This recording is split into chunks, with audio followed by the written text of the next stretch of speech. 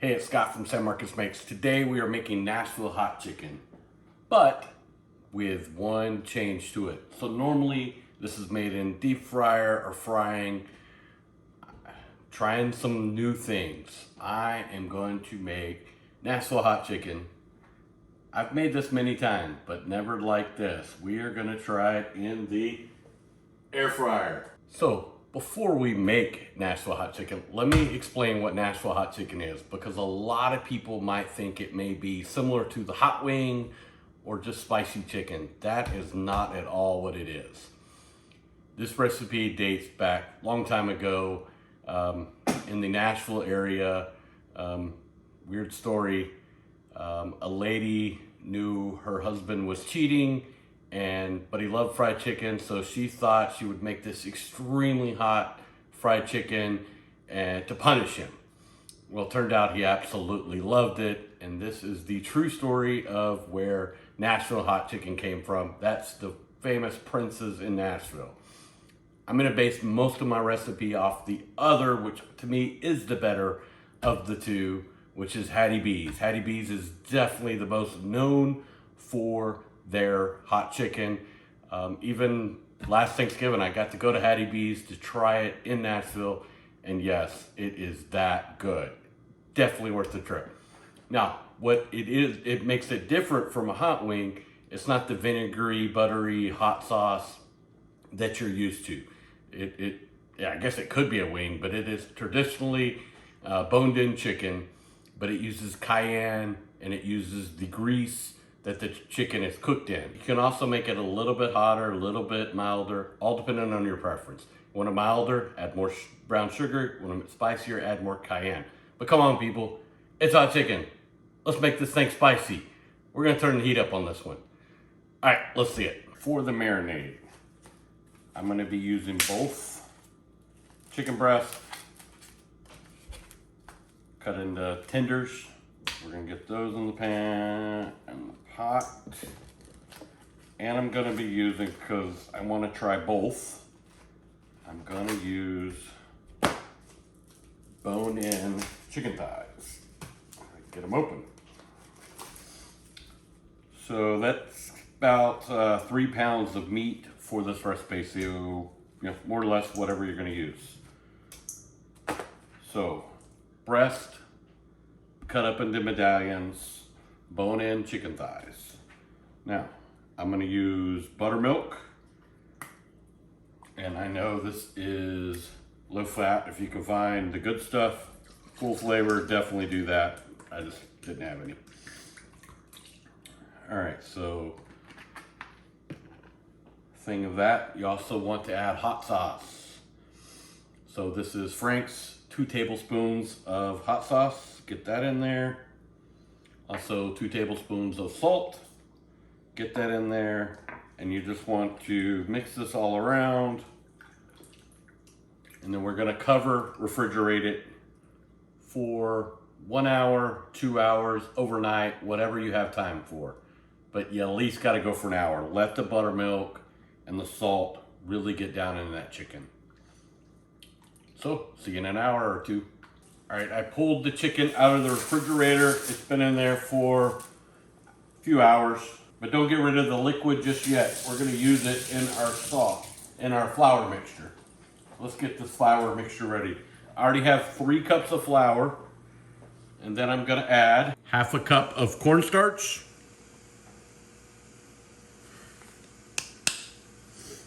We will also add a tablespoon of salt, a couple turns of black pepper, I'm gonna lightly mix these around, get it blended up, get the cornstarch and the flour mixed in. Then you're gonna take 2 tablespoons. Actually, we're gonna go 3 tablespoons of the buttermilk mixture. We're gonna take, this is gonna really help making the chicken really crispy and have a really good batter. Get that in. Now we'll mix this up. So after you've gotten it mixed, you're gonna take each piece of chicken and place it in the flour mixture. You can do the same thing if you're doing tenders. As you place them on the rack, shake the flour off.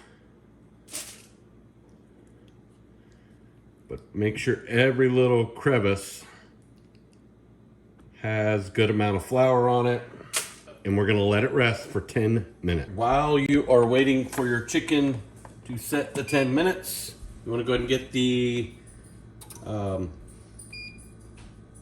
air fryer preheating. So we're going 400. So I'm just gonna preheat it. All right, so before you lay it down, you wanna get a oil sprayer, squirt down the chicken. Make sure you do both sides. It's just gonna help with the non-stick. All right. So my air fryer is not gonna fit a ton. We're gonna try to get 2 of these in here.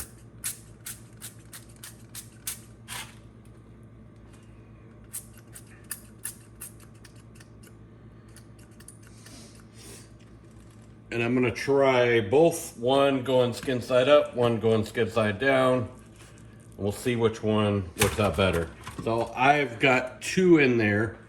I'm gonna cook this at 400 I'm gonna go 12 minutes on each. Go 12 minutes, flip, 12 minutes. So one thing you wanna do while your chicken is cooking is get the oil ready. So we will start, let's just start with the cayenne. And watch your eyes, watch what you're touching with the cayenne, but that is gonna be 4 tablespoons of cayenne. We're also gonna add a teaspoon of paprika, tablespoon of brown sugar, light brown, dark brown, won't matter, tablespoon of garlic powder, and then we're gonna add some oil. We're gonna add vegetable oil. I would say about 4 tablespoons, but I'm gonna pour a little bit. I'm gonna mix it up and I'm gonna kind of look at it and see what it is. I want it to be, I don't want it to be a paste. I want it to have some liquid properties to it because I'm gonna paint this on. So, yeah, you should be able to see that.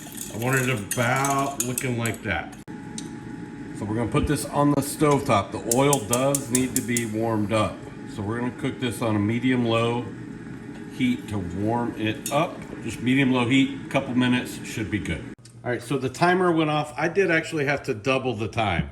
I believe that's because of the bone chicken, but let's see what temperature we're at. So for chicken to be considered safe to eat, it should be 165. So that's kind of what we're after. It's gonna stick to kind of the heavier part. And let's see where we're at. We're at 152, 154, 155. We're gonna get there. 61. It's gonna continue to cook. Heat as it sits there, 162. So yeah, we're definitely right at that perfect temp. So to start this off, we want to make sure again that this is hot, temperature-wise hot. And you're just gonna paint it on there. So scratch the painting on there. Use a spoon to first get a good amount on there and then we'll paint it on there. So good amount, and then we'll spread it around. Generally, if I fry it like in a fryer, I'm gonna put this sauce in a big metal pan and toss it like I would, say, hot wings or something. Think about a emerald saying, and of course, nobody wants one-sided tasting food, so we gotta make sure we do the other side. A little bit on there. Spread this out. And then we'll plate up. All right, we're gonna plate this up Nashville chicken way. Take 1 piece of white bread and we will put that right on top. Chicken. We're gonna take a couple pickle spears, put them right on the top, and there you have it. Nashville hot chicken. Now we gotta try it. Time for the best part, we gotta try it. I would save these pickles. You might need them to cool things down. So the best part is this bread when you're all done. As you're eating, the juices and the heat go down in that bread. That becomes a really good part at the end. But let's see how we did.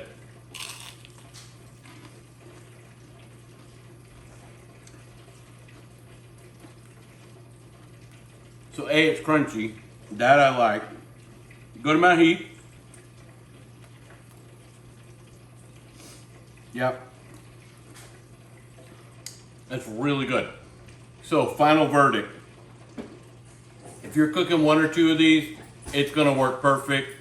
The skin is absolutely crunchy. If you've ever air fried just regular fried chicken, it's the same kind of concepts. My drawback is, I have a big family.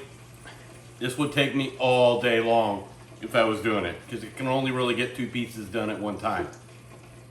So, I will still almost prefer the deep fryer, but if I'm doing 1 or 2 pieces, this works really good. Hope you enjoyed it. I definitely have, and I know my son is going to enjoy it because he gets to eat this food. Always remember, beans never go in chili, okra don't go in gumbo, and of course, pineapple is perfectly fine on a pizza.